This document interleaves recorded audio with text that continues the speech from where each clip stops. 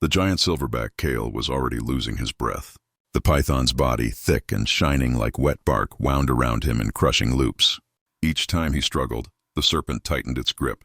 His deep chest heaved, his nostrils flared. A sound halfway between a growl and a gasp echoed through the forest. On the edge of the clearing, hidden among ferns, the small figure of Kiko, his son, trembled. The baby gorilla's eyes were wide with terror as he watched his father fight for his life. He wanted to rush forward, to bite, to claw, to do something. But he was tiny against the monster that held his father. The air felt heavy. Birds had gone silent. Only the hiss of the python and the faint choking grunts of the silverback broke the stillness. Kale's strength began to fade. His massive hands pushed weakly against the snake's muscular coils, leaving streaks of mud on its scales. A faint whimper escaped his throat, a sound no leader should ever make, but one that tore through Kiko's heart like a blade. Something inside the little gorilla snapped. Fear turned into resolve. He couldn't fight the python, but he could find help. He remembered the strange green jeep that sometimes passed through the forest, and the man with the calm voice, Ranger Elias, the human his father had once observed from the shadows.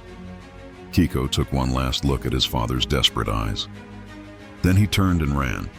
The jungle swallowed him instantly. Tall trees, hanging vines, and slippery roots made every step a battle. His heart pounded so hard it hurt. He called out, sharp, high cries that echoed through the canopy. To the forest, it was just another sound. To him, it was a plea. After what felt like forever, sunlight flared ahead. The thick green opened into a muddy road, and there it was, the green jeep. Elias sat inside, studying a map. He looked up just as something small and dark burst from the trees. Kiko stumbled, almost falling under the jeep's bumper, then scrambled to his feet. His little chest rose and fell in frantic rhythm. The ranger blinked in surprise.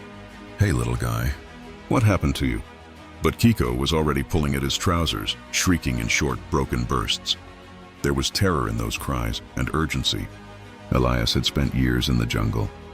He knew the difference between fear and a call for help. Without another thought, he grabbed his tranquilizer rifle, first aid kit, and radio. "Show me," he said quietly. Kiko didn't wait. He darted back into the forest, glancing over his shoulder to make sure Elias followed. The ranger moved fast, ducking branches, his boots sinking into damp soil. The air grew hotter, thicker, charged with tension. Then they reached the clearing. Elias froze. Before him lay the enormous silverback, wrapped in the living rope of the giant python. The snake's head lifted, tongue flicking, a glimmer of ancient intelligence in its yellow eyes. Kiko whimpered, hiding behind Elias's leg. The ranger's mind raced. A wrong move could get them all killed. The python was too strong to pry off by hand. There was only one chance, the tranquilizer dart.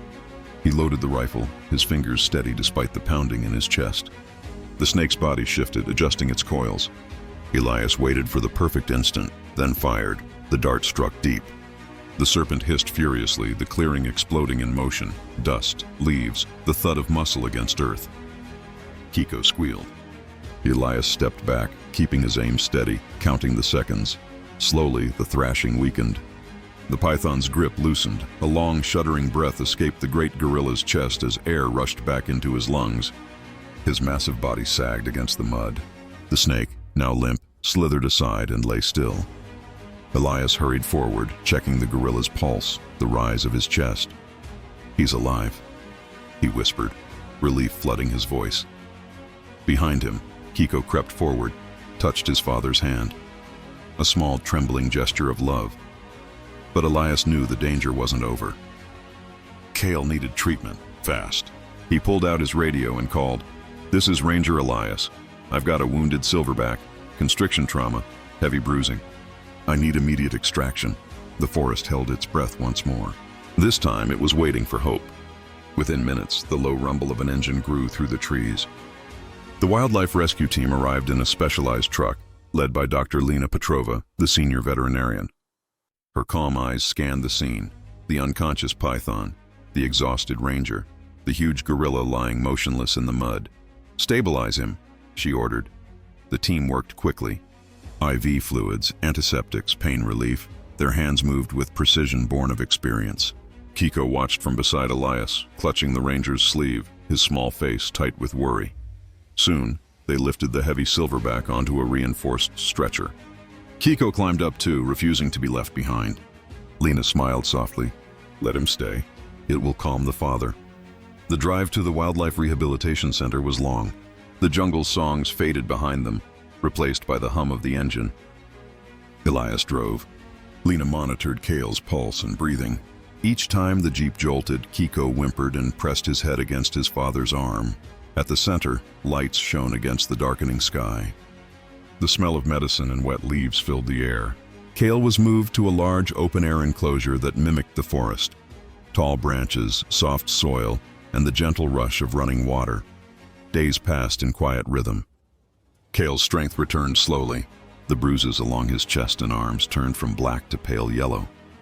His eyes opened more often. His breathing deepened. Kiko never left his side.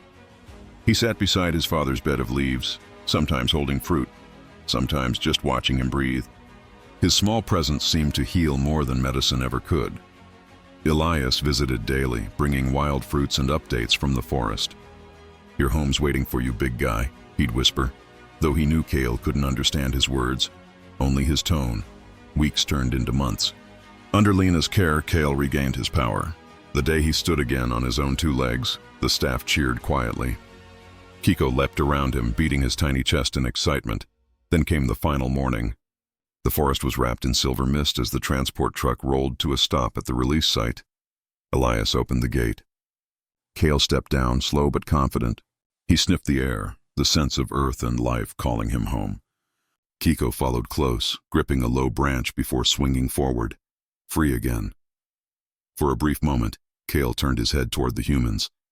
His deep eyes met Elias's, a silent gratitude passing between species. Then he disappeared into the green. Days later, the camera traps showed Kale leading his troop once more, his son by his side. The python, relocated to another part of the reserve, was alive too, proof that balance had been restored. And so, the story of the baby gorilla who saved his father became a legend whispered among rangers, a tale of courage, loyalty, and the unspoken bond that ties every living creature beneath the forest canopy.